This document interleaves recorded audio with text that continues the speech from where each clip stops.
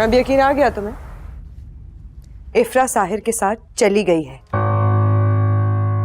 वो कोई और भी तो हो सकता है ना। साहिर को यहाँ कौन पहचानता है जो बार बार उसका नाम लिए जा रहे हैं? इफ्रा की बहन ने उसे यहाँ आते देखा है। वो खुद मुझे बता के गई है कि इफ्रा का और साहिर का ताल्लुक कितना मजबूत है। और क्या सबूत चाहिए तुम्हें? आज ये बात घर के नौकरों को पता चली है, कल को पूरे जमाने में ये बातें फैलेंगी। मैं ये जिल्लत बर्दाश्त नहीं कर सकती हूँ अहमद।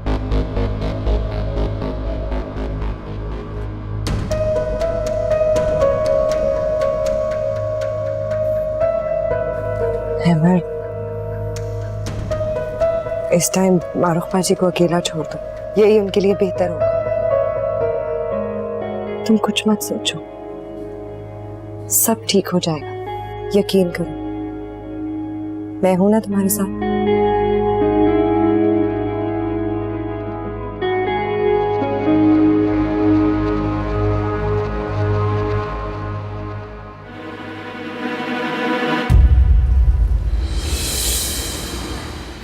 जब तुमने मुझे बताया ना कि इफ्रा खुद घर छोड़कर गई है तो मुझे यकीन नहीं आया। मुझे लगा कि बात कुछ और होगी, लेकिन वो अहमर के एक्सीडेंट की परेशानी में मैं तुमसे पूछना ही भूल गई। अब पता चल गया ना आपको? मारूख पाजी ने उसे जबरदस्ती निकाला था। मारूख पाजी ने अपना वादा पूरा किया, हटा दिया उन्होंने इफ्रा को मेरे रास्ते से। अच्छा, तो ये उसी रात की बात है ना जब अहमर का एक्सीडेंट हुआ था और मौसम भी बहुत खराब था? हाँ, उसी रात की बात है। खराब मौसम की वजह से तो अहमर का एक्सीडेंट हुआ था। खुदा ने उसे बचा लिया। और उस बुरे मौसम में इफ्रा को उसने घर से बाहर निकाल दिया, वो भी तन्हा, अंधेरे में। हाँ तो और क्या। इफ्रा के गेट से बाहर जाते ही चौकीदार ने गेट बंद कर दिया था। कब तक खड़ी रहती बेचारी, चली गई। अच्छा हुआ जान छूटी। इतनी संगदिल औरत है ये मारो, कोई किसी के साथ इस तरह से भी करता है? और तुमने क्यों नहीं रोका उससे ये जुल्म करने से? मारूख बाजी ये सब मेरे लिए कर रही थी, मुझे उनका साथ देना था ना। आप प्लीज इफ्रा से हमदर्दी करना बंद कर दें। दुख हो रहा है मुझे तुम्हारी ये बातें सुनकर। मारूख ने तुम्हें भी अपने जैसा बना लिया। काश जुल्म में तुम उसके साथ शरीक ना होती। आप इस मामले से दूर रहें तो अच्छा है। गलती की जो आपको बता दिया, अब किसी से जिक्र मत कर दीजिएगा प्लीज, मैं कह रही हूं आपसे।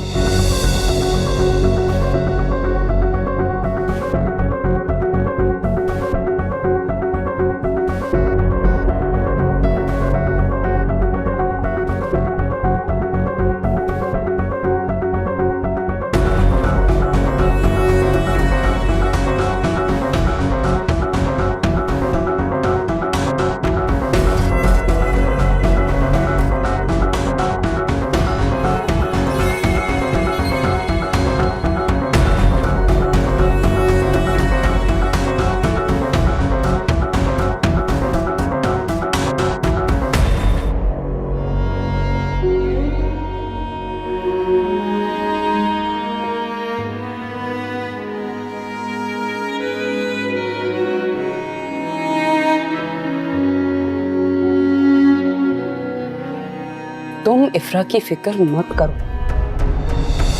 बस तुम आराम करो। इफ्रा कल रात को आई थी, काफी देर खड़ी रही, परेशान थी, आंखों में आंसू थे। इफ्रा यहाँ नहीं आ सकती, जरूर तुम्हें कोई गलतफहमी हुई है। खामखा में वहम है तुम्हारा, अपने जहन पे ज्यादा जोर मत डालो, तुम्हारे लिए ठीक नहीं है। इफ्रा घर छोड़कर जा चुकी है अपने एक्स मंगेतर के पास। क्या सबूत चाहिए? इफ्रा की बहन ने उसे यहाँ देखा है। वो खुद बता के गई है कि इफ्रा का और साहिर का ताल्लुक कितना मजबूत है। आज ये बात घर के नौकरों को पता चली है, कल को पूरे जमाने में ये बातें फैलेंगी।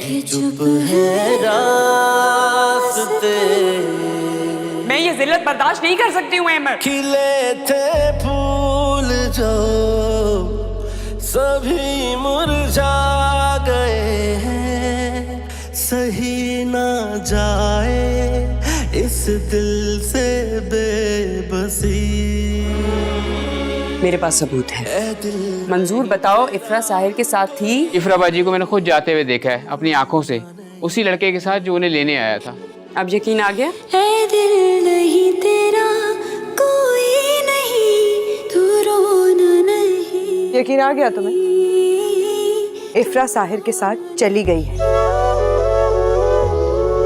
जिया ना जाए जिया, दर्द कैसा दिया, सहे कैसे ये दिल बेचारा।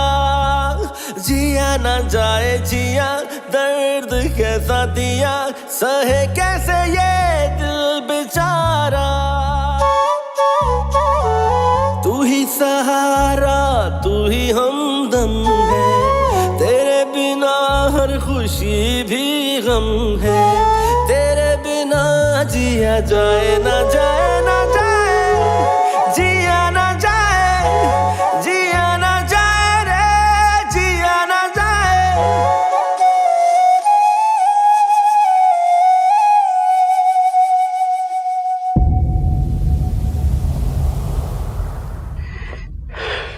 मैं रात भर तुम्हारी परेशानी में जागती रही, यही सोचती रही कि तुम कहीं मुझसे नाराज तो नहीं हो गए। बहुत बहुत रूड हो गई थी ना मैं? तुम्हें बुरा तो लगा होगा, लेकिन यकीन जानो ये सब कुछ मैंने तुम्हारी मोहब्बत में किया है। रात गई बात गई, बस कोई दूसरी बात कीजिए। मैं जानती थी कि तुम मेरी बात का बुरा नहीं मानोगे। ये सारा अजाब ना उस इफ्रा का लाया हुआ था। जब से वो इस घर में आई थी, इस घर की इज्जत, सुकून, सब कुछ बर्बाद कर दिया था उसने। कितने कितने खुश थे ना हम उसके आने से पहले। मैंने कहा ना कोई दूसरी बात कीजिए। वो चली गई है यहाँ से हमेशा के लिए। चलो, शुक्र है एटलीस्ट तुमने इस बात को तो तस्लीम किया। अब तुम देखना, सब कुछ पहले जैसा हो जाएगा, सब कुछ ठीक होगा और हम तीनों फिर से हंसी खुशी रहने लगेंगे। तीनों? मैं, तुम और नादिया। अमर, वो बेचारी कब से तुम्हारा इंतजार कर रही है। तुम दोनों की शादी होने जा रही थी। मुझे नादिया के लिए अफसोस है, मैंने सब जान के नहीं किया। शायद तकदीर ने यही लिखा था। अरे सब कुछ भूल के जिंदगी में आगे बढ़ने की सोचो। खुदा ने चाहा तो तुम्हारी तबीयत भी संभल जाएगी और फिर वैसे भी तुम्हारी और नादिया की तो शादी तय है।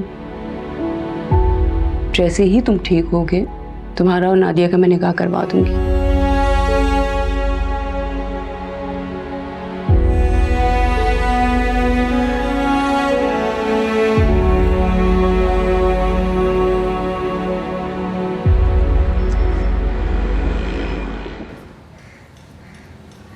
आज तुम काम पे नहीं गई, देर हो रही है, क्या बोलेंगी?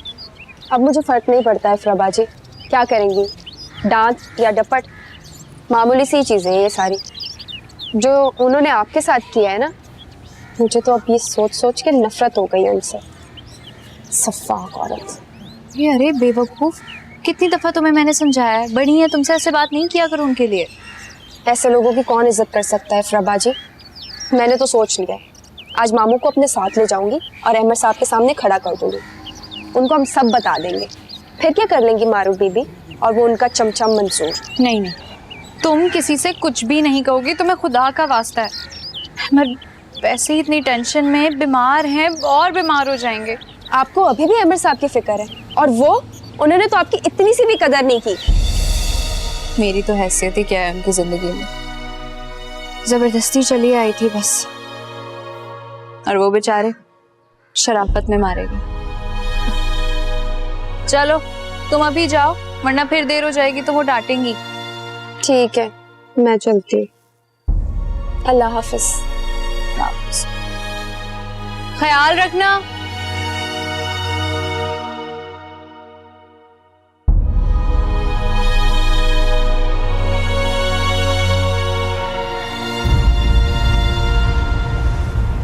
ये आप क्या कह रही? इफ्रा मिसेस साजिद की बेटी है?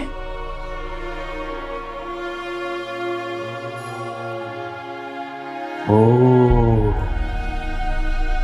तभी। हाँ, ये बात तो साजिद साहब ने मुझे खुद बताई है जब तुम हॉस्पिटल में थे। अरे इस बात की गवाह तो नादिया भी है, उसके सामने ही तो ये हुई थी बात। लेकिन इफ्रा ने मुझे ये बात कभी नहीं बताई, जबकि तो इससे पहले कौन सा सच बोला है उसने तुमसे? साहिर से मोहब्बत करती थी, उसे घर पे बुलाती रही, हो सकता है फोन पे भी राब्ते रखती हूँ। उस लड़की ने शुरू से लेके आखिर तक तुम्हें सिर्फ धोखा दिया, झूठ बोलती रही है वो तुमसे। तुम्हारी शराफत का नाजायज फायदा उठाया है उसने और कुछ नहीं।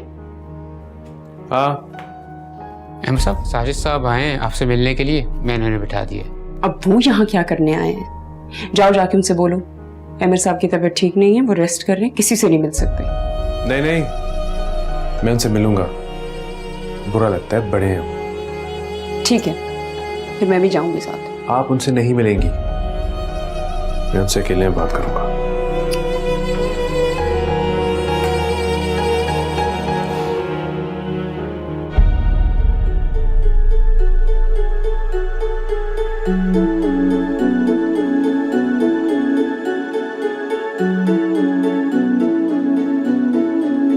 कैसी दूरियां हैं, कैसे फासले, मंजिल बेनिशान कि चुप है रास्ते। अस्सलाम वालेकुम साहिर साहब। वालेकुम अस्सलाम। पहले से बेहतर लग रहे हो। जी शुक्रिया। चाय कॉफी पियेंगे? नहीं नहीं, इसकी जरूरत नहीं है, मैं ये वापस करने आया।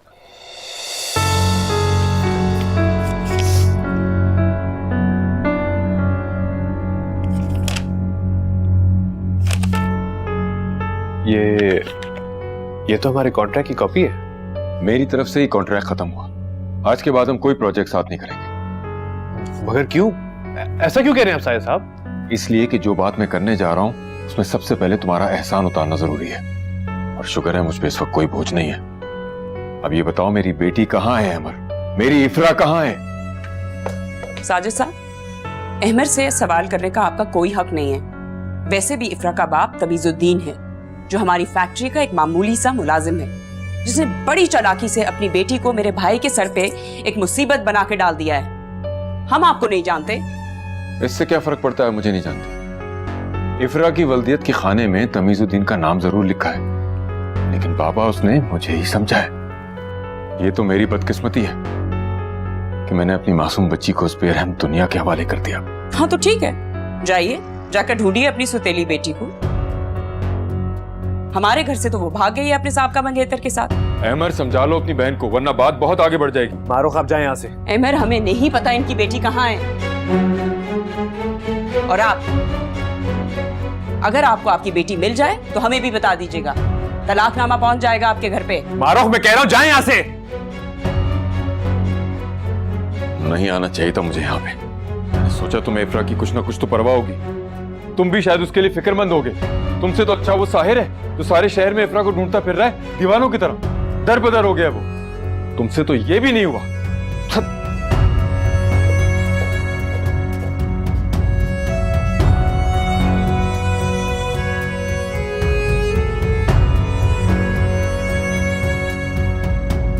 साहिर इफ्रा को ढूंढ रहा है।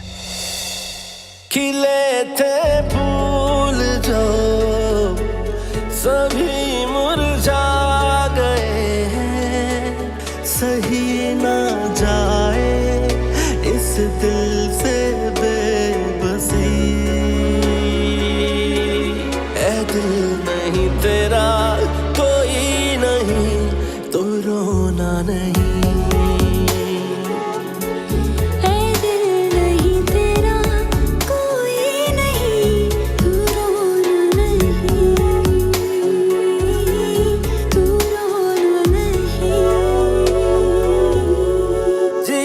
जाए जिया दर्द कैसा दिया, सहे कैसे ये दिल बेचारा।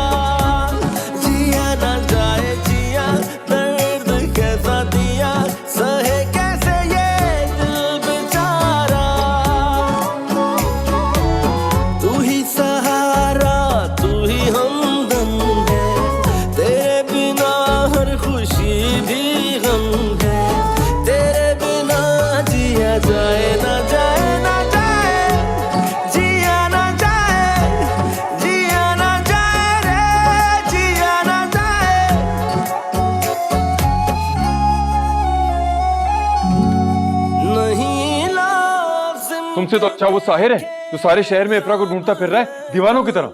दर बदर हो गया वो। कैसे हो अहमद? मुझे ही याद कर रहे थे ना? देखो मैं आ गई।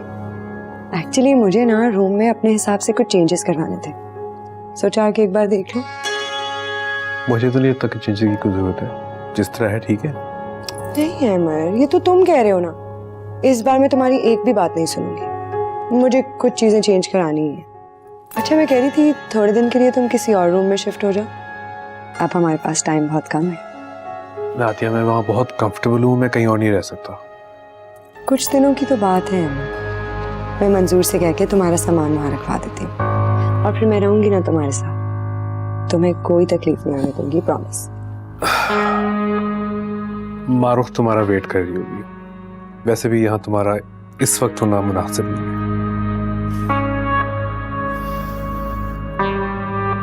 इफ्रा तुम्हारे साथ इस कमरे में रहती थी, वो मुनासिब था। इफ्रा से मैंने शादी की थी, वो रह सकती थी। बस करो अमर, कब तक उस महज नाम की शादी को याद रखोगे? भूल जाओ।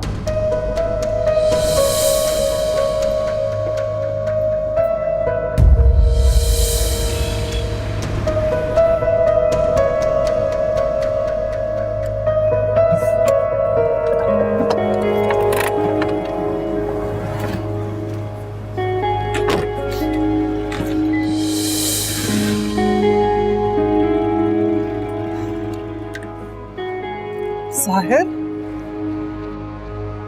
आप लोग यहाँ भी आ गए। ठीक है, लगता है मुझे फिर से जगह बदलनी पड़ेगी। दोनों किसी को चैन से जीने क्यों नहीं दे सकते? ऐसा नहीं है बेटा, मेरी तरफ देखो, मैं माँ हूँ तुम्हारी, जो दिन रात रो रख कर तुम्हारे दिल के सुकून के लिए दुआएं मांगती है। और साहिर कौन से माँ बाप है जो चाहेंगे उनका बेटा दरबदर हो? रहने दो सबात, अगर इसे तुम्हारा थोड़ा सा भी ख्याल होता तो ये हरकत कभी ना करता। जब ये साहिब औलाद होगा ना तो फिर देखेंगे कि औलाद की जुदाई में दिल पर क्या गुजरती है। बस शुरू हुए, उनको तो मौका चाहिए बोलने का। अरे बोलो ना, बोलो, ऊंचा बोलो, हम तो हैं सुनने के लिए। आप चुप कर जाए ना, अंदर मैं बात कर रही हूँ ना। हाँ तो उसको बताओ तो सही हम क्यों आए हैं। सर हम तुम्हें लेने नहीं आए हैं, सिर्फ ये कहने आए हैं कि हम तमीजुद्दीन साहब के पांव छूकर भी इफ्रा का रिश्ता मांगेंगे तुम्हारे लिए।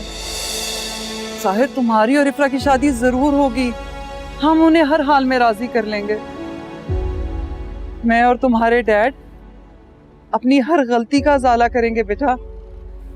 बेटा फिर तो हमें माफ कर दोगे, घर आ जाओगे ना?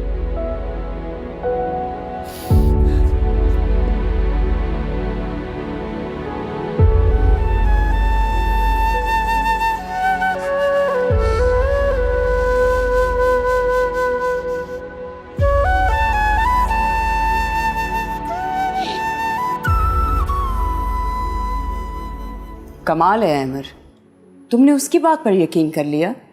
वो सुतेला बाप है उसका। जब देखा कि उसकी शादी तुमसे हो गई है तो अपनी बेतुकी रिश्तेदारी का फायदा उठाना शुरू कर दिया। ये बात तो मानोगे ना तुम? बात साजिद साहब की नहीं हो रही, बात साहिर की हो रही है। इफ्रा साहिर के साथ नहीं गई, और अगर ये बात सच है तो फिर कहाँ गई है? ऐसा क्या हो गया कि उसने मेरे आने का इंतजार नहीं किया? तो क्या वो तुम्हारे सामने साहिर के साथ जाती? ये कैसी बेवकूफी वाली बातें हैं? उसे उसके साथ जाना था सो वो छुप के चली गई। अब ये शोर शराबा जो है ना कि वो उसके साथ नहीं है, ये सब झूठ है। एक नंबर का मक्कार और चालाक खानदान है। तुम अब भी नहीं समझ रहे? झूठ बोल रहे हैं साजिद साहब तुम पर अपना दबाव डालने के लिए। और अगर वो सच बोल रहे हैं और वाकई वो साहिर के साथ नहीं गई तो फिर कहाँ गई है? ये तो बहुत फिक्र की बात है मारूख। ऐसा हरगिज नहीं है अमर, वो अपनी मर्जी से गई है। वो जानती थी कि तुम्हारी और नादिया की शादी हो रही है, उसे तो कोई एतराज नहीं था क्योंकि वो तुमसे नहीं साहिर से मोहब्बत करती है। काश वो ऐसे नहीं जाती, मैं बहुत परेशान हूं। बहुत बुरा किया इफ्रा। अच्छा खैर, ये सारी बातें छोड़ो, तो मुझे ये बताओ कि नादिया जो है वो तुम्हारा कमरा रेनोवेट करना चाहती है, तो मैं सोच रही हूँ कि मैं तुम्हारे लिए गेस्ट रूम तैयार कर देती हूँ, तुम वहां रुक जाओ, क्या ख्याल है? मैं गेस्ट रूम में नहीं जाऊंगा, आप रहने दें, मैं खुद देख लूंगा।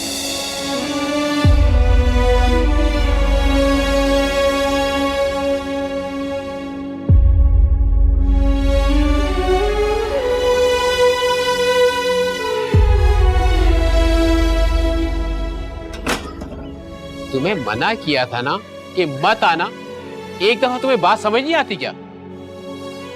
देखो, तमीज से बात करो। मैं अहमद साहब से मिलने आया हूँ, जाके कह दो उन्हें कि साहिर आया। अहमद साहब से मिलने की किसी को इजाजत नहीं है, सख्ती से मना किया गया है, और वैसे भी उनकी तबीयत ठीक नहीं है। देखो, चंद मिनट की बात है, मुझे बहुत जरूरी काम है उनसे, प्लीज आने दो। यार तुम मेरी नौकरी के पीछे पड़ गए हो। किसी ने मारूफ बीवी को ये जाके बता दिया ना कि तुम बाहर आए हो, तो मुझे वो फौरन फारिग कर देंगे। तुम्हारे आगे हाथ जोड़ता हूँ मैं। वालेकुम सलाम। अच्छा शाली बेटा, खुदा हाफिज। अंकल रुकिए। अंकल, उस रात हॉस्पिटल के सामने मुलाकात हुई थी आपसे, वो मेरी बाइक आपके रिक्शे के सामने आ गई थी। आप भी शायद अहमद साहब से मिलने आए थे। मुझे ठीक तरह से याद नहीं है, ऐसे तो अचानक कई लोगों से सामना हो जाता है, लेकिन शक्लें थोड़ी याद रहती हैं। देखिए अंकल, प्लीज ऐसा मत कीजिए। मैं किसी को ढूंढ रहा हूँ, और उस रात आपके साथ एक लड़की थी, उसके बारे में जानना है। क्या होश में तो हो? क्या मतलब है तुम्हारा? हैं? हटो मेरे सामने। अंकल प्लीज मुझे गलत मत समझिए, मैं आपके सामने हाथ जोड़ता हूँ। मुझे सिर्फ ये जानना है कि जो लड़की थी आपके साथ उस रात, वो इफरत थी ना? नहीं, वो मेरी बेटी थी।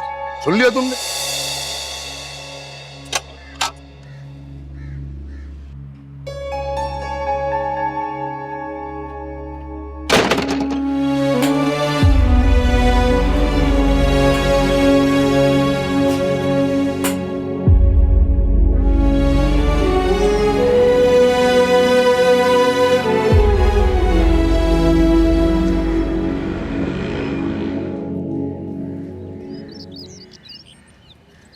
कैसी हो इफ्रा बेटी?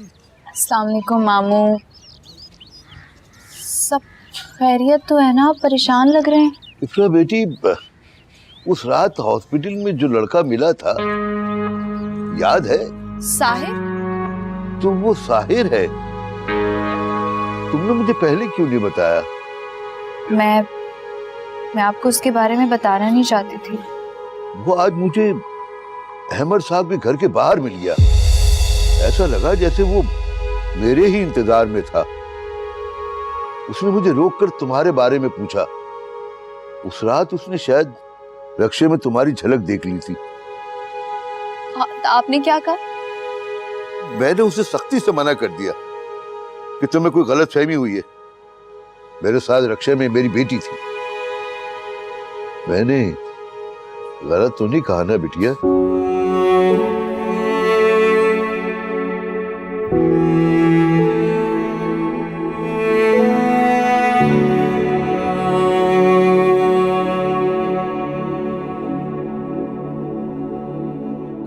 बेटा परेशान ना हो बेटा, फिक्र नहीं करो, हम हैं ना, हम हैं तुम्हारी खैरियत के लिए।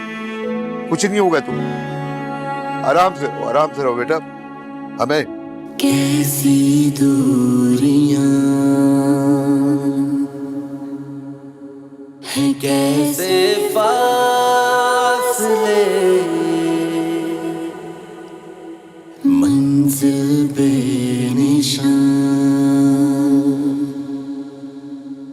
के चुप है रास्ते।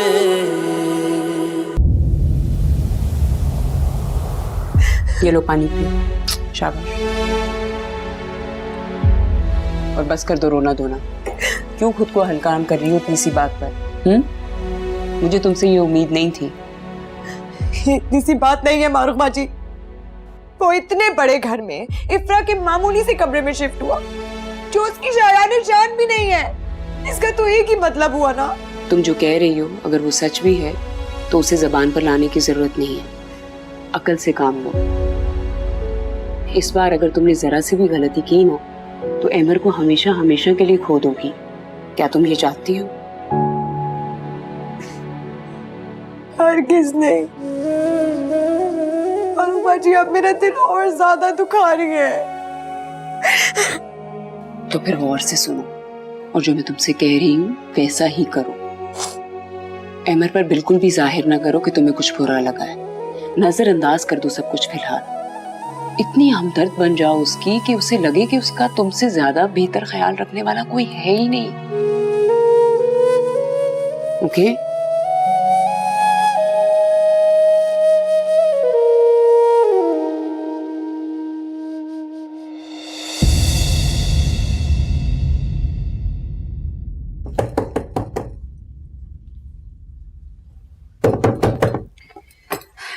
जी मैम। तुम यहाँ चुप कर बैठी हुई हो। तुम्हें क्या लगा मैं तुम्हें ढूंढ नहीं पाऊंगा? ढूंढ लिया ना मैंने तुम्हें। ये गलतफहमी भी दूर कर दी तुम्हारी। तुम क्यों आए हो यहाँ साहिर? तुम्हें कितनी दफा कह चुकी हूँ मैं सब कुछ हमारे बीच खत्म कर चुकी हूँ। मेरा तुमसे कोई ताल्लुक कोई वास्ता नहीं है। तुम्हें ये बात क्यों नहीं समझ आती? इफ्रा आराम से, ये बात आराम से भी हो सकती है। ये आराम से, प्लीज आराम से बात करो। ठीक हूँ मैं, ठीक हूँ। जाओ तुम यहाँ से। आगे मामू का पीछा करते करते तुम्हें जरा भी शर्म नहीं आई? कितनी चीप लग रहे होगे तुम ये करते हुए। साहिर जाओ यहाँ से अभी, इसी वक्त जाओ।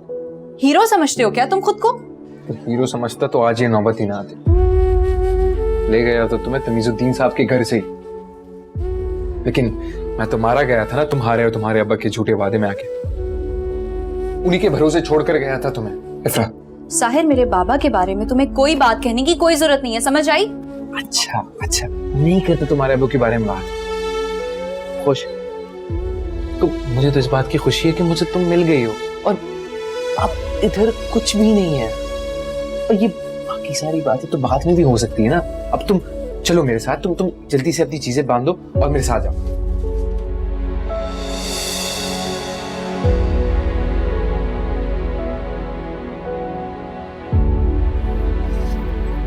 कैसी दूरियां है, कैसे फासले। मैं तुम्हें सारे घर में ढूंढ रही हूँ, पता नहीं था तुम यहाँ हो। ये वही रूम है ना जहाँ इफ्रा? ये इफ्रा का कमरा है। बेचारी देखो तो किस हाल में रह रही थी यहाँ। गर्मी के दिन रात कैसे गुजरते होंगे उसके। सोच के बड़ा रहम आता है उस पर। ये तुम कह रही? हाँ, अब ठंडे दिल से सोचती हूँ तो तुम्हारी इज्जत और भी बढ़ जाती है मेरे दिल में। तुमने एक लड़की को सहारा दिया, वो भी उसके मुश्किल तरीन वक्त में। हाँ, ये अलग बात है कि तुम्हारी अच्छाई बेचारी इफ्रा के हक में बदतरीन साबित हो।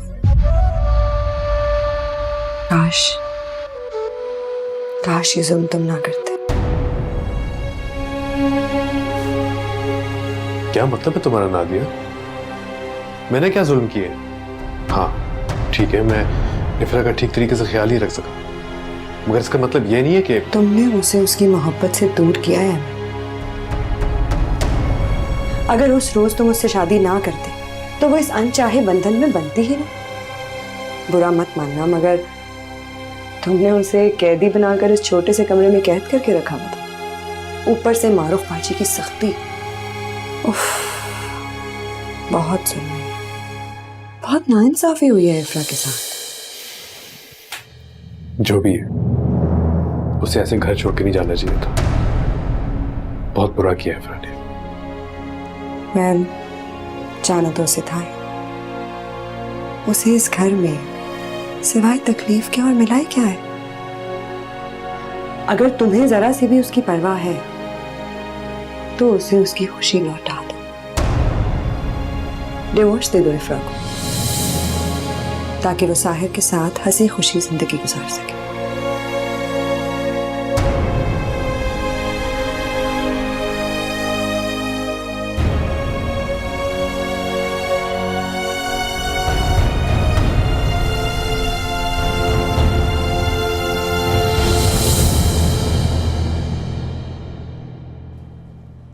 बेवकूफी की बातें मत करो इफ्रा। मैं तुम्हें हम दोनों की जिंदगी पर बात करने नहीं दूंगा। तुम्हें कोई हक नहीं है कि इस बारे में तुम कुछ भी कहो, और ना ही किसी और को हक है कि वो तुम्हारे खिलाफ एक लफ्ज भी बोले। ये हक मैं सबसे छीन चुका हूं। सुनो तुमने, सबसे नहीं छीन सकते साहिर। तुम शायद अहमद को भूल रहे हो। शादी हुई है मेरी उनसे, निकाह में हूं उनके, और उनसे ज्यादा हक मुझ पर किसी का भी नहीं। जिस मुकद्दस रिश्ते के तुम हवाले दे रही हो ना, अहमद के नजदीक उसकी कोई हैसियत नहीं है इफ्रा। उसने सिर्फ और सिर्फ एहसान किया था तुम पर। मोहब्बत तो दूर की बात, उसे एहसास तक नहीं है तुम्हारा, वरना तुम इस हालत तक कभी ना पहुंचती। उसे तो पता भी नहीं होगा कि तुम यहाँ पे हो, और उसे कोई फर्क भी नहीं पड़ता तुम्हारे होने ना होने से। बल्कि उसने तो शुक्र किया होगा कि तुम खुद ही चली गई। बस, बहुत बोल चुके तुम साहिर। अब एक बात मेरी भी सुन। अहमद जो भी हो, जैसे भी हो, मेरे लिए सारे जमाने से बढ़कर है, और उनका इंतजार मैं सारी जिंदगी भी कर सकती हूँ, समझे? और वो सारी उम्र भी ना आया तो फिर? अब बदल गई है दुनिया। लोग दूसरों के लिए नहीं, खुद के लिए जीते हैं इफ्रा। तुम जैसे बेवकूफों को दुनिया ठोकर मारती है। एक बार भी मेरी मोहब्बत को याद कर लेती तो। भाड़ में गई तुम्हारी मोहब्बत। मेरी जिंदगी में जहर अहमद ने नहीं, तुम थे जिसने घोला था। तुम्हारी मोहब्बत की खातिर दरबदर होती रही हूं मैं। शक्ल भी नहीं देखना चाहती मैं तुम्हारी। निकल जाओ यहां से। मैं कह रही हूं चले जाओ अभी, इसी वक्त। सुना नहीं तुमने? चले जाओ मेरी जिंदगी से। कैसी दूरियां हैं, कैसे फासले, मंजिल बेनिशान के चुप है रास्ते,